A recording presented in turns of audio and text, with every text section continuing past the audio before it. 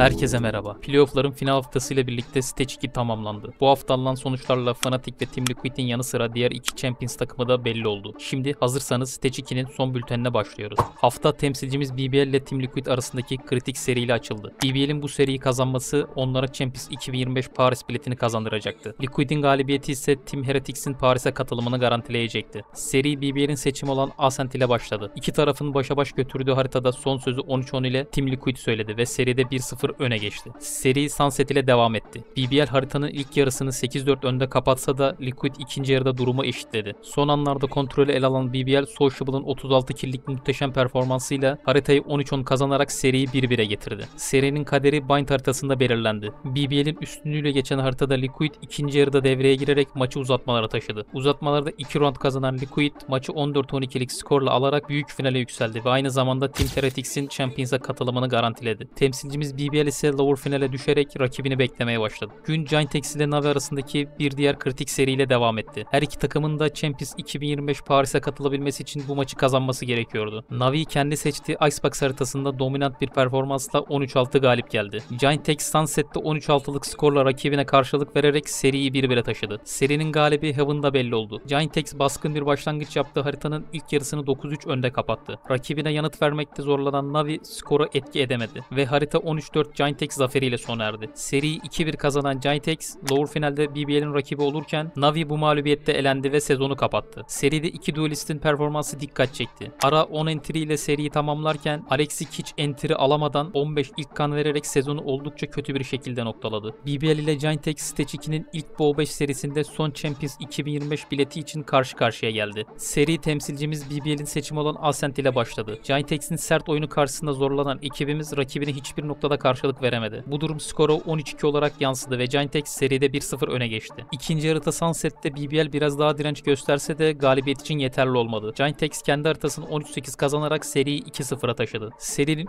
3. maçı Bind'de oynandı. İlk yarı başa baş geçse de önceki haritalarda olduğu gibi Giantex'in baskın oyunu sürdü ve harita 13-6 Giantex zaferiyle tamamlandı. Seri 3-0 kazanan Giantex büyük finalde Team Liquid'in rakibi olurken aynı zamanda son Champions biletini de elde etti. Temsilcimiz BBL ise Stage 2'yi 3. sırada tamamlayarak sezonu noktaladı. Sezonu oldukça başarılı geçiren temsilcimiz Paris'e katılmayı hak etse de tek tesellisi $40.000 ödül oldu. Elbette Giantex'in performansı da göz ardı edilemez. Onların da bu başarıyı sonuna kadar hak ettiğini belirtmek gerekir. Stage 2'nin şampiyonunun belirlendiği büyük finalde Team Liquid ile Giantex karşı karşıya geldi. Liquid'in Upper Bracket'tan finale yükselmesi onlara ilk iki yasaklama ve ilk harita seçim hakkını verdi. Team Liquid ilk seçimini Bind'dan yana kullandı. Giantex haritaya iyi başlasa da Liquid kontrolü ele aldı ve haritayı 13-10 kazandı. Lotus'ta devam eden serinin ilk yarısı başa baş geçti. Ancak Liquid ikinci yarıda üstünlüğü sağlayarak haritayı 13-9 kazanarak seriyi 2-0'a taşıdı. Son harita Sunset'te de senaryo değişmedi. İlk yarı 6-6 berabere tamamlanırken ikinci yarıda Liquid'in baskın oyunuyla harita 13-10 sonuçlandı. Seri 3-0 kazanan Team Liquid Stage 2 şampiyonluğunu ilan etti.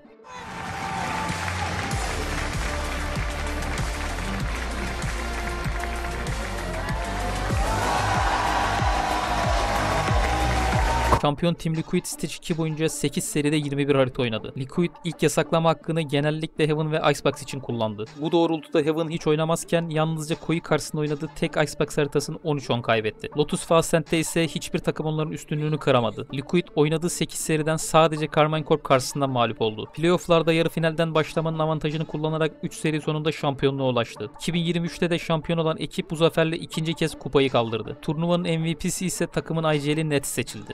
Rekabetin izleri bölümüne harika bir Ninja Diffuse ile başlayalım. 4 Liquid oyuncusu Spike için yeterli zaman olmadığını düşünse de Magnum imhayı başarıyla gerçekleştiriyor. An SMG, even if it is Nats drop to the floor. We're looking at Trex being able to recover that quickly, and Magnum will make it to the spike. Even tap it just to cause a headache. He's got quite a bit of time here, actually. They kind of need to run in. They need to hurry up. The spike has to come, and they've let it defuse round I've ever seen. Awareness, Tom. It's all about awareness from Liquid. They just can't get one over on them. Yampi çift seçile rağmen Keiko'yu avlıyor. To also see Kiko. And he's looking to pop up. Fury wants to really try and catch him out. And that is a perfect prediction. Max 35. Might not be done yet.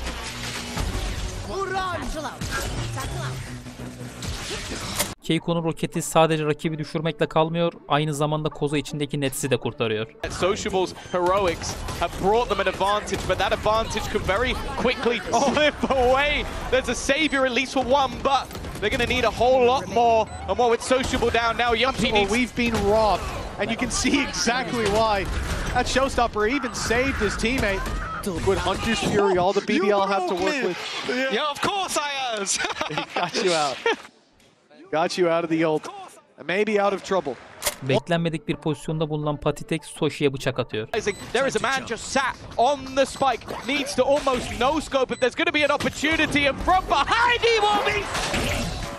Look, there he is stunned up and he goes, oh, I've got the knife. Yine tek kalan Sociable'ı bu kez Giantex oyuncuları köşeye sıkıştırıyor. Can we plant mid? Can we try it? We tried it.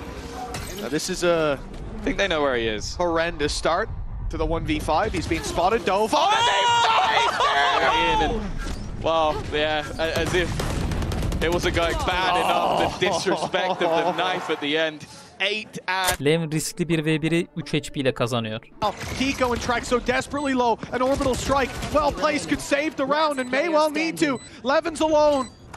Kiko holding ult in hand, waiting for the tap. Levin's got to be quick. He needs to tap it now. Get that ult out of him. Oh, it's going to catch him for so much damage, but Levin just about survives. Anybody in their right mind to run that way. He even put it forward so that he would go back. Like that is literal madness. Like of course he doesn't expect it. Holy shit! I shit myself. Nets Bind haritasında tek başına BBL'e bela oldu. If they figure out where Nats is, he can steal him away. Instead, he's gone running through. He's trying to take it all into his own hands! Oh my god. The mistake to not respect Nats' utility. I don't think they'll make that mistake. Who's expecting anyone to be here? He is! I think he spotted his foot, maybe out the side of the pit. Just the tiniest bit, but now it's Nats. This is Nats in prime position. Viper's pit down. But he's going to look to fall back. They are looking to try and get this to half, but they've failed to do it. Didn't manage to get it all the way. Now he drops the pin to the open, and the round is already done. This is what this man does! The foot just under the edge of the pit. The snake bite bought him time. The fact they didn't get it half really played against them here. It's got to be front. Levin being offside because he's got the ult. He can still have impact. That's Nats. That's the Viper's pit. If he wins this, a huge ult removed. But Nats is the one to find it. No shield for Levin.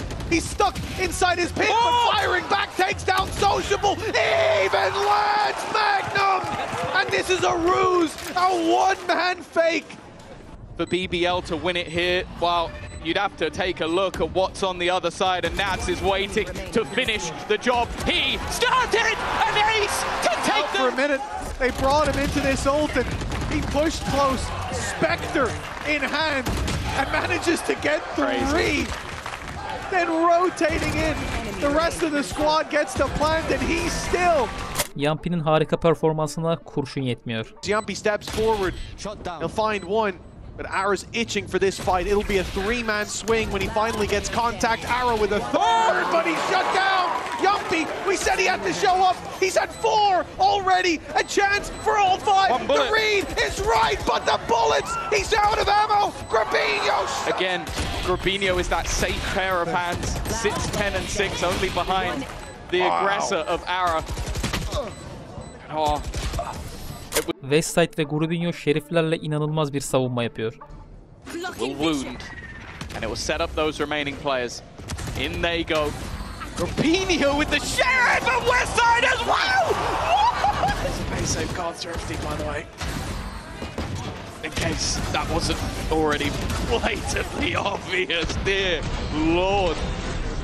Genuinely took my breath away.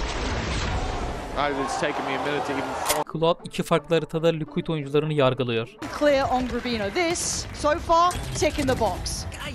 I said so Here, far. though, yeah. He got a headshot in the second round. He's got everyone!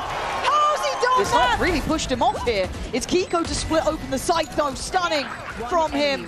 Oh, and Liquid making it look all too easy. Just Cloud left alive again. This time a 1v3. Similar scenes to before. They fall forward! And Cloud! And a beautiful clutch. I mean, again, you could see Desperate to trade off the shorty here, but the space. Team Liquid Ekorandon'u çalmak üzereyken Westside engeline takılıyor. Side in a world of trouble. So many bodies to drop. He's found one, a second. Oh my god! We said we'd keep an eye on this man, and we can't take our eyes off him. Usually would say, oh, farming eco's fine, but Now we let him have this dude, one. this is just insane. Bloody brilliant.